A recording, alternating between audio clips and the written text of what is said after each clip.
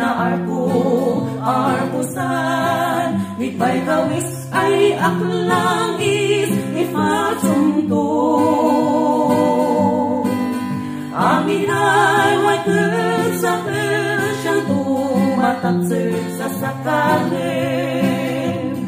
Nanangkay likwakan sikat sa per Kaya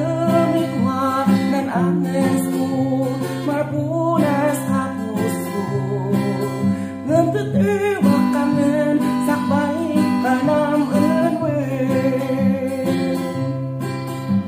Nagpalitok balansik singsing mo nung kasarta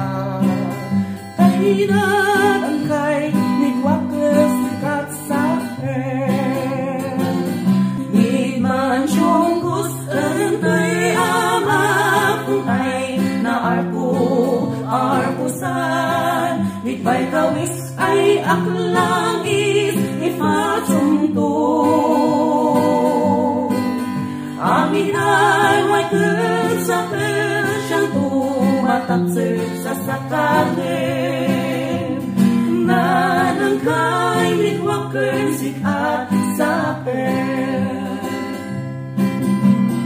Nanangkay likwakan sikat sa per